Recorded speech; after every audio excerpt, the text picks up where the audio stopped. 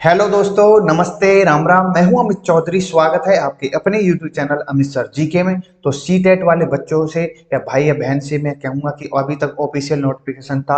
कल तक मतलब आज 1 नवंबर, आज से फॉर्म फिल करना मतलब फिल होना चालू हो गई है और 25 लास्ट तारीख होगी इसकी। आप प्रॉपर तरीके से अपने जिस भी ऑप्शनल सब्जेक्ट जो भी होगा आपका, चाहे ज्योग्राफी, हिस्ट्री, सिविक्स, जो भी आपका होगा वो प्रॉपर तरीके से आप भर सकते हो। ठीक है। और हर मेरे द्वारा इन तीनों ही मतलब एसएसटी जो कि एनसीईआरटी पर बेस्ड होगी मेरी क्लासेस।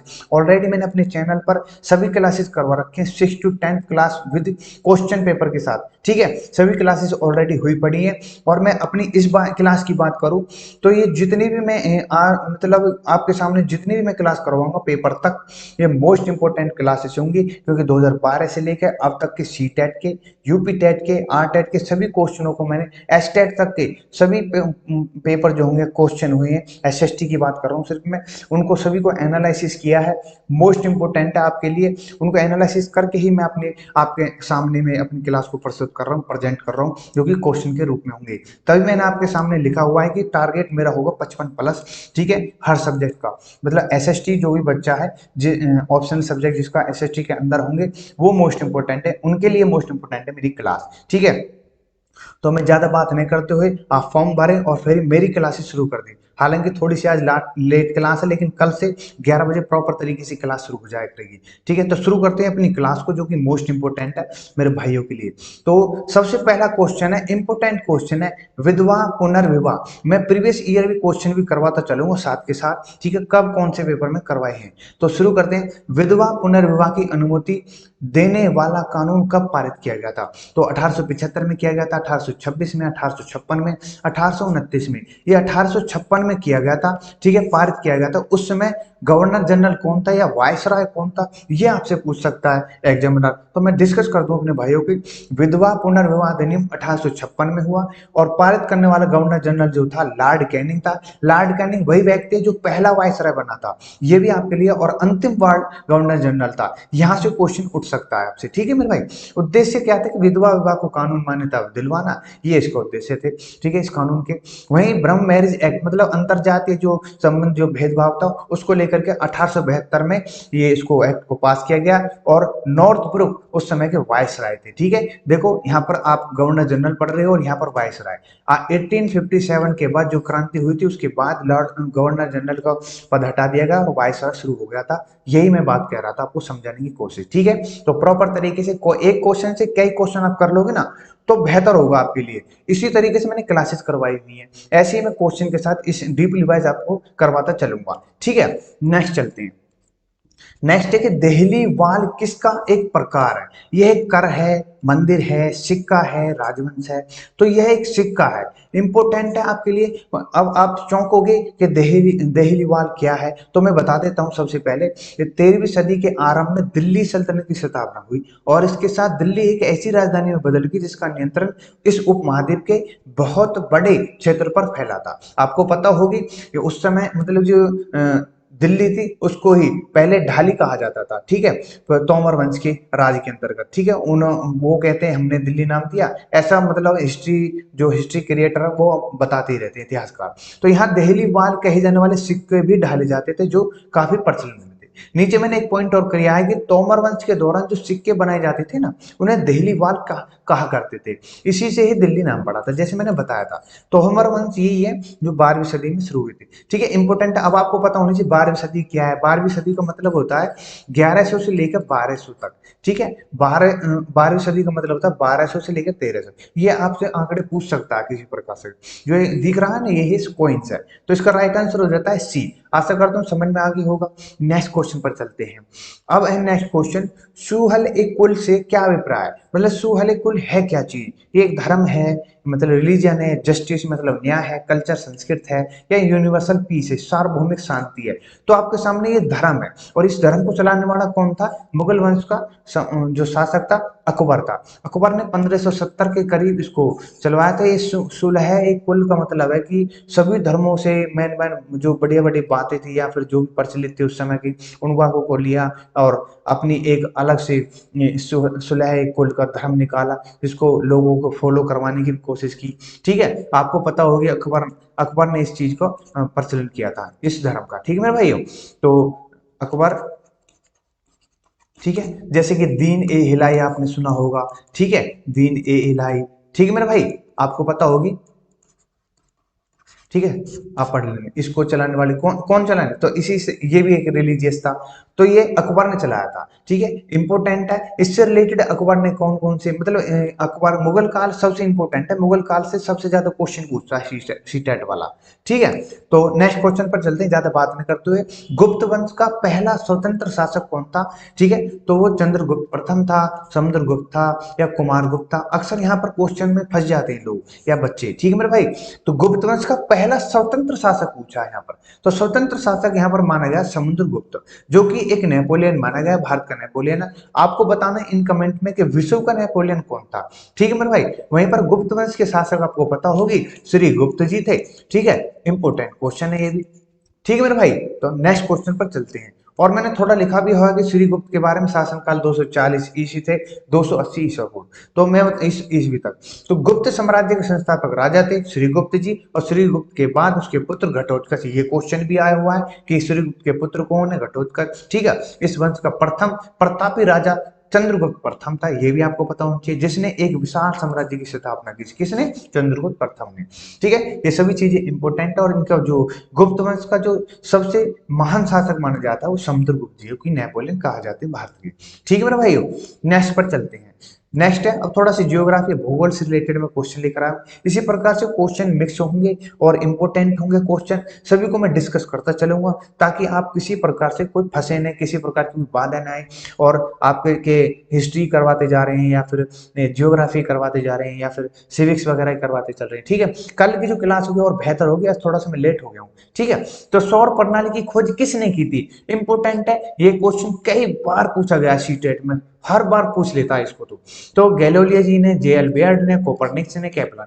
तो कोपरनिक्स इज द राइट आंसर हो जाता है यहाँ पर। आपको पता होगी सौर प्रणाली, सौर मंडल, ठीक है, सूर्य के चारों तरफ घूमने वाले ग्रह, उपग्रह, क्षुद्र, सभी ये प्रॉपर तरीके से एक सौर मंडल है। इसकी खोज करने वाले कौन है? कोपरनिक्स। सभी चीज इंपॉर्टेंट है, सभी को मैंने क्लियर कर दिया।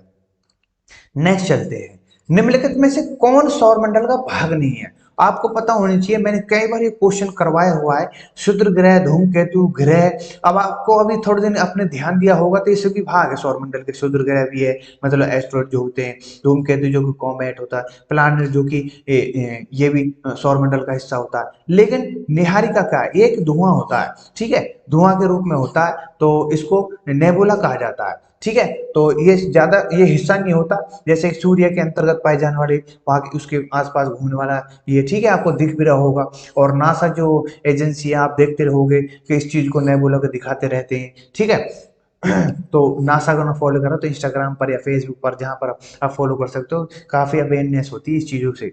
ठीक है, नई नई चीज वो हर रोज डालते रहते हैं पोस्ट। नेक्स्ट क्वेश्चन पर चलते हैं। पृथ्वी का उपग्रह है एवं सूर्य के चारों ओर, ये इंपॉर्टेंट है, ध्यान लगा सुनना मैं क्या कह रहा हूं। जैसे कि पृथ्वी का उपग्रह है एवं सूर्य के चारों चक्कर लगा रही है अपनी पृथ्वी। पृथ्वी की यह गति कहलाती है, सूर्य के चार, सूर्य बीच में इसके चक्कर लगा रही है हम अपनी पृथ्वी। ठीक है, तो इस गति को क्या कहता है? ब्रह्मांडीय गति कहेंगे, सौर गति कहेंगे, परिक्रमण गति या वार्षिक गति कहेंगे, घूर्णन गति या दैनिक गति कहेंगे। इंपॉर्टेंट क्वेश्चन है, ये भी क्वेश्चन लास्ट ईयर आया था, इंपॉर्टेंट क्वेश्चन है, बहुत भीतरी पूछने लगा आजकल। तो मैं बता दूं, इसका जो राइट आंसर हो जाता है ना, जैसे पृथ्वी का उपग्रह कौन है? चंद्रमा, उसके चक्कर लगाता है। ठीक है, उसी प्रकार से पृथ्वी जो सूर्य का चक्कर लगाती है। ठीक है मेरे भाई, तो सूर्य का चक्कर लगाने का मतलब है वार्षिक गति करती है, 365 दिन में चक्कर लगाती है, आपको पता होगी। तो ये क्या है?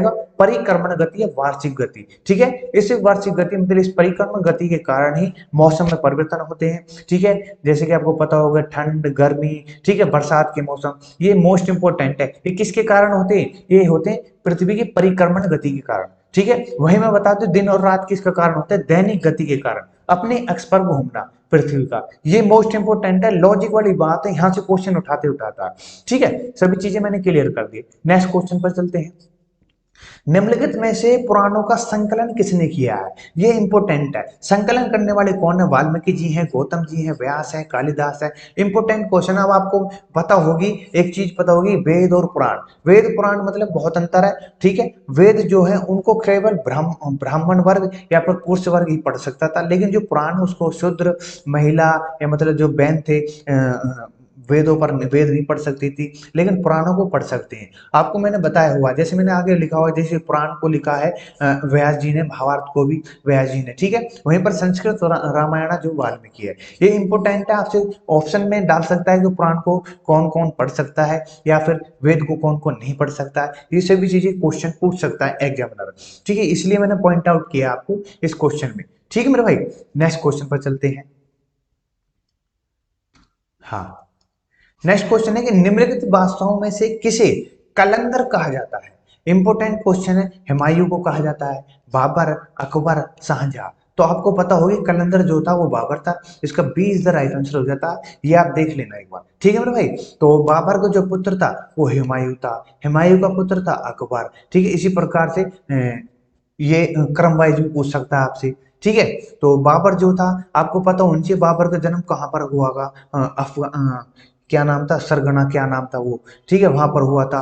ठीक है, ये सभी चीजें इनकी जन्म स्थली कहाँ पर है। ठीक है, ये पूछ सकता है। अकबर नामा किसने लिखी, ये पूछ सकता है। हुमायूं नामा किसने लिखी, ये पूछ सकता है। ये सभी चीजें इंपॉर्टेंट है। हालांकि मैं इसमें प्रॉपर तरीके से करवाता चलूंगा रोज डेली की तरह। आज पहला दिन है और जैसे जैसे हम पेपर के पास चलेंगे सभी चीजों को मैं क्लियर करता चलूंगा।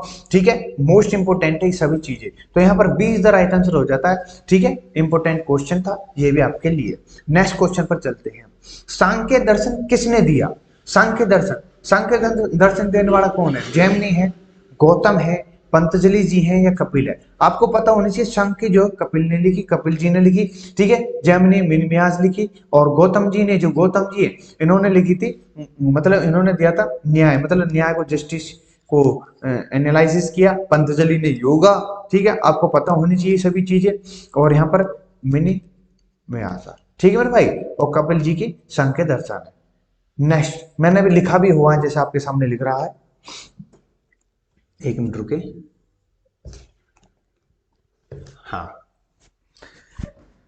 जैसे कि यहाँ पर एनालिसिस में लिखा भी हुआ है कि भारतीय दर्शन के 6 सकूल है, 6 पॉइंट है, जो मैं अभी आपको समझा दूंगा 1 मिनट में। हाँ, ठीक है, जैसे कि नीचे भी लिखा हुआ है, सत्य की भारत की बौद्धिक खोज दर्शन की 6 प्रणाली द्वारा प्रस्तुत की गई हैं।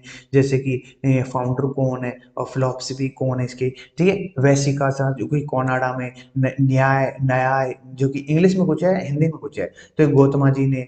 ठीक है, सांख्य जो कपिला ने, कपिल जी ने। योगा जो है पंतजलि जी ने। पूर्वा मिनिमंसा जामनी जी ने। ठीक है, सभी चीजें इंपॉर्टेंट है। पीडीएफ में शेयर कर दूंगा अमित सर जी के टेलीग्राम पर, और लिंक दे दूंगा डिस्क्रिप्शन में। आप आराम से प्राप्त कर सकते हो मेरी इसको। वेदांता और उत्तरा मिनिमंसा ये भी व्यास जी ने लिखी थी। ठीक है, टोटल 6 हैं। 6 में से हर बार पूछता है एक ना एक क्वेश्चन, फंसा सकता है आपको। ठीक है, तो मैंने क्लियर कर दिया आपके सामने। नेक्स्ट चलते हैं। गणितज्ञ तथा खगोलीय शास्त्र आर्यभट्ट ने आर्यभट्टम नामक पुस्तक निम्नलिखित भाषाओं में से किस में लिखी थी? तो प्राकृतिक में लिखी, हिंदी में लिखी, पाली में लिखी, संस्कृत में लिखी। तो आर्यभट्ट जो है ये संस्कृत में लिखी थी इन्होंने। इंपोर्टेंट है, गणित तथा खगोलीय शास्त्र आर्यभट्ट ने आर्यभट्टम नामक पुस्तक, ये इंपोर्टेंट है। अब आपको पता होना चाहिए आर्यभट्ट किस काल के अंतर्गत हुए थे? ये गुप्त वंश। ठीक है, इंपोर्टेंट, अभी बता के आया हूं आपको गुप्त वंश पर उनके संस्थापक कौन है, सबसे महान सम्राट कौन रहे, ये सभी डिस्कस कर चुका हूँ। उनमें एक मोस्ट जो गणित खगोल शास्त्री रहे हैं वो आर्यभट्ट थे, और आर्यभट्ट उसी उन्हीं के टाइम की है। ये इंपॉर्टेंट है। इन चीजों को रिलेट करके चलोगे तो कहीं भी किसी भी प्रकार से मार नहीं खाओगे किसी प्रकार से। ठीक है, जो कि अब मैं बता दूं एक चीज, जैसे कि संस्कृत, सबसे पहले संस्कृत थी, संस्कृत में लिखी, फिर उसके बाद प्राकृतिक, फिर पाली, फिर हिंदी। आपको पता नहीं हिंदी किस सौर्य वंश की में से निकली है, ये इंपोर्टेंट है। ठीक है, भाषा किस किस में से निकली है? प्राकृतिक पहले आई या पाली पहले आई? ठीक है, या फिर पूछ सकता है आपसे प्राकृतिक किस धर्म में, किस धर्म के टाइम पे, जैन धर्म था या उस समय, या फिर बौद्ध धर्म था? इस प्रकार से क्वेश्चन रिलेट करके पढ़ोगे तो कहीं पर किसी प्रकार से फंसोगे नहीं आप मेरे भाई। एग्जामिनर का मतलब है आपको जानना कि आपको कितनी नॉलेज है, ठीक है, उस क्वेश्चन के बारे में। ठीक है, जैसे मैं पूछ रहा हूँ यहाँ से क्वेश्चन इस प्रकार से आपको लपेट लपेट के मारेगा एग्जामिनर। ठीक है, तो कोई दिक्कत नहीं होगी, मैं सभी चीजें से आप क्लियर करता चलूंगा, कोई दिक्कत नहीं आने दूंगा किसी भी प्रकार की।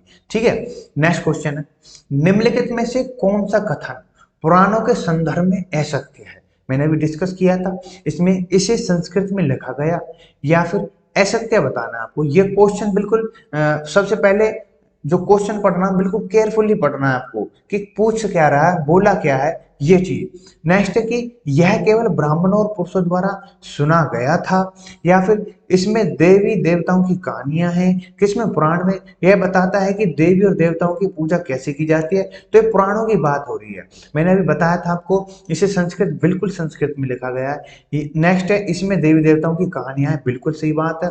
यह बताता है कि देवी और देवताओं की पूजा कैसे होती है, यह भी ठीक बात है। लेकिन यहाँ पर जो यह केवल ब्राह्मणों और पुरुषों द्वारा सुना गया था, ये गलत है। यहाँ पर इसको, ये वेद होता ना वेद, तो वेदा जो है वेदा वेदा इज द राइट आंसर हो जाएगा यहाँ पर। ठीक है मेरे भाई, तो वेदा को ब्राह्मणों और पुरुषों ने ही सुना है, गाया है, लिखा है। ठीक है, लेकिन महिला यहाँ पर बिल्कुल ना सुनती, ना गा सकती थी, ना कुछ भी नहीं कर सकती थी इसको वेदा का। ठीक है, तो ये पॉइंट आउट कर लेना दिमाग में और लिख भी लेना। ठीक है, ये सभी चीजें इंपॉर्टेंट है।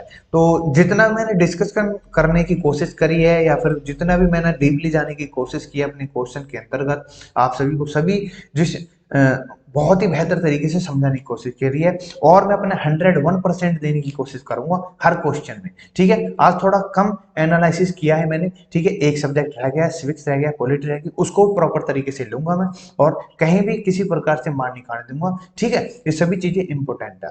तो मैं एक बात और कहूंगा कि जिस भी क्वेश्चन के अंतर्गत आपको कोई भी शिकायत है, किसी प्रकार की कोई समझ नहीं है, आप मुझे कमेंट में पूछ सकते हो।